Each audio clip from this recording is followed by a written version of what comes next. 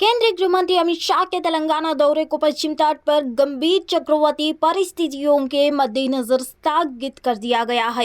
यह जानकारी प्रदेश बीजेपी इकाई ने बुधवार को दी। भारतीय जनता पार्टी की तेलंगाना इकाई के अध्यक्ष बड़ी संजय कुमार ने एक विज्ञप्ति के कहने में 15 जून को खम्मम में शाह की प्रस्तावित जनसभा स्थगित कर दी गई है। शाह का आज रात यहां पहुंचने का कार्यक्रम था। वह गुरुवार को हैदराबाद से करीब 200 किलोमीटर दूर खम्मम में एक जनसभा को संबोधित करने वाले थे। कुमार ने ट्वीट किया कि पश्चिम तट पर गंभीर चक्रवाती परिस्थितियों के कारण 15 जून को खम्मम में केंद्रीय गृह मंत्री अमित शाह के प्रस्तावित जनसभा स्थगित कर दी गई है। उन्होंने कहा, एनडीआरएफ की टीमें पहले से ही तैनात है। माननीय प्रधानमंत्री नरेंद्र मोदी के मार्गदर्शन में केंद्रीय गृह मंत्री अमित शाह व्यक्तिगत रूप से बचाव कार्यों की निगरानी कर रहे हैं। मुझे विश्वास है कि प्रत्येक नागरिक की सुरक्षा सुनिश्चित करने के लिए उभरती स्थिति से प्रभावी ढंग से निपटा जाएगा।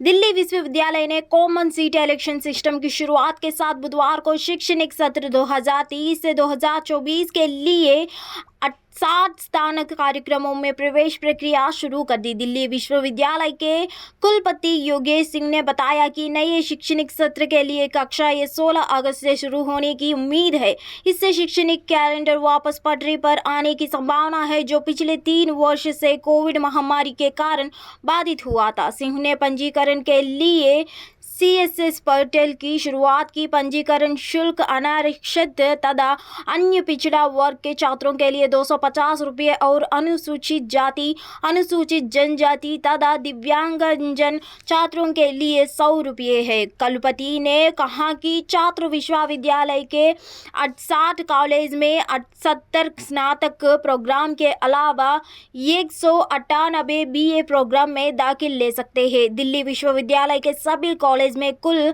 71,000 सीट है।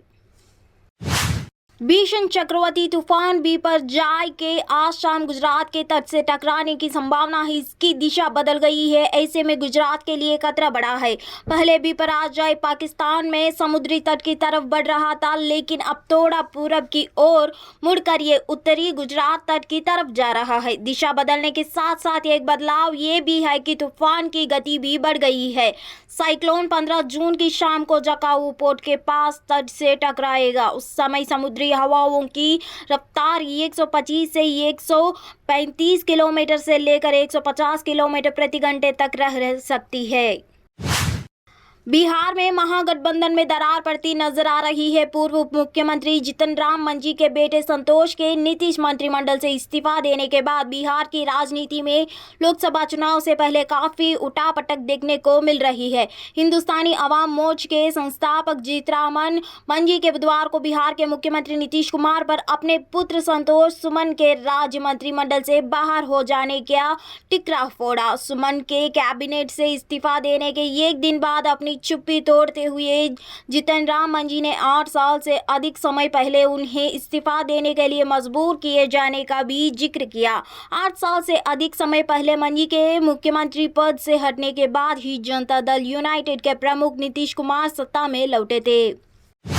भारतीय कुश्ती महासंघ के निवर्तमान प्रमुख बृजभूषण सिंह के खिलाफ महिला पहलवानों द्वारा लगाए गए यौन उत्पीड़न के आरोप में दर्ज मामले में दिल्ली पुलिस गुरुवार को आरोप पत्र दाखिल कर सकती है। अधिकारियों ने यह जानकारी दी। केंद्रीय खेल मंत्री अनुराग ठाकुर ने 7 जून को ओलंपिक पदक विजेता पहलवानों बजरंग पूनिया और साक्षी मालिक से मुलाकात की थी और प्रदर्शन कर रहे पहलवानों को आश्वासन दिया था कि मामले में 15 जून तक आरोप पत्र दाखिल हो जाएगा। इस आश्वासन के बाद पहलवानों ने अपना प्रदर्शन रोक दिया था। पुलिस के एक वरिष्ठ अधिकारी ने बताया, चूंकि मंत्री ने पहलवानों को आश्वासन दिया है कि मामले में 15 जून तक आरोप पत्र दाखिल किया जाएगा, हम इसका पालन करेंगे। 2024 में होने वाले लोकसभा चुनाव की तैयारी को लेकर एक तरफ जहां बिहार के सीएम नीतीश कुमार देश की सभी विपक्षी पार्टियों को एकजुट कर रहे हैं और 23 जून को पटना में बैठक होने जा रही है, तो वहीं दूसरी ओर बीजेपी भी पूरी तैयारी में लग गई है। दोनों के बीच शाह और बात का खेल लगातार चल रहा है। विपक्षी एकता की बैठक के बाद जवाब देने के लिए दिल्ली से 2 बड़े नेता बिहार आने की तैयारी में है।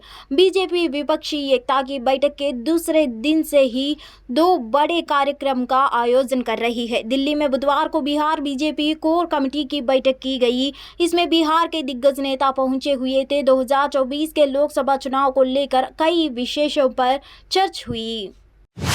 राजधानी दिल्ली के आवारा कुत्ते 2 बदनाम हैं, उनसे ज्यादा खतरनाक तो पड़ोसिया के पालतू कुत्ते हो गए हैं।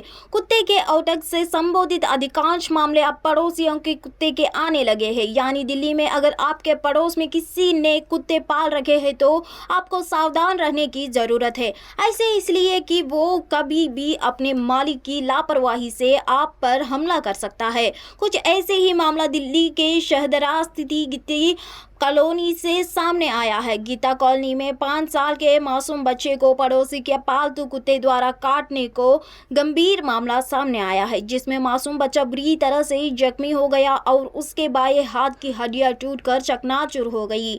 बच्चों को शोर सुनकर परिजनों ने बच्चों को कुत्ते के चंगुल से छुड़ाया और उसे इलाज के लिए निजी अस्पताल ले जाए, जहां बच्चे के हाथ की सर्जरी की गई।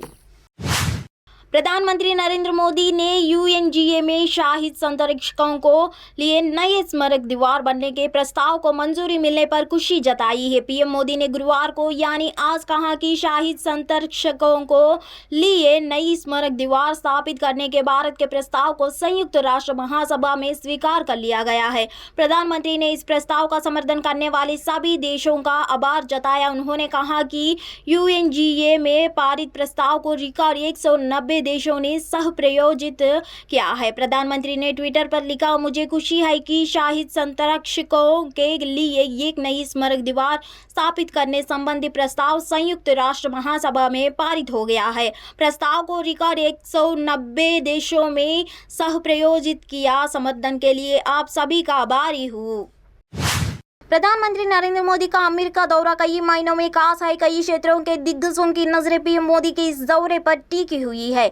इस दौरान भारत और अमेरिका के संयुक्त रूप से देशों में लड़ाकू जेट इंजनों के निर्माण पर सहमत होने की उम्मीद है। चीन की बढ़ती मुखरता के सामने दोनों देशों के बीच घनिष्ठ सैन्य सहयोग का संकेत है। इस मामले की जानकारी रखने वाले लोगों के अनुसार, जिन्होंने अपनी पहचान नहीं बताने को कहा क्योंकि विवरण गोपनीय है, यह सौदा फिनिश लाइन की करीब है। लोगों ने कहा कि व्हाइट हाउस से मैसाचुसेट्स स्थित एयरस्पेस मैन्युफैक्चरिंग दिग्गज जनरल इलेक्ट्रिक कंपनी के प्रस्ताव को मंजूरी मिलने की उम्मीद है, ताकि तेजस लाइट कॉम्बैट एयरक्राफ्ट ने किए राज्य के स्वामित्व वाली हिंदुस्तान एरोनॉटिक्स लिमिटेड के साथ इंजन का उत्पादन किया जा सके।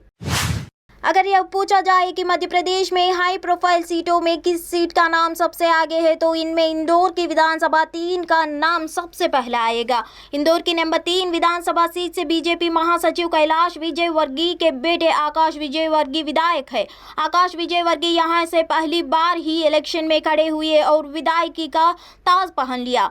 वे इस सीट से पहली बार विधायक बने और विधानसभा पहुंचे। इंदौर की बेहद खास 3 नंबर विधानसभा क्षेत्र में इंदौर की शान बड़ा सहित कई ऐतिहासिक इमारतें, गोपाल मंदिर, कृष्णापुरा, चात्री, बोलिया सरकार की छतरी, गंदी हाल शामिल है। इसी क्षेत्र में प्रदेश की अर्थव्यवस्था का महत्वपूर्ण केंद्र सराफा बाजार, कपड़ा बाजार, बर्तन बाजार, किराना बाजार समेत कई बड़े बाजार है।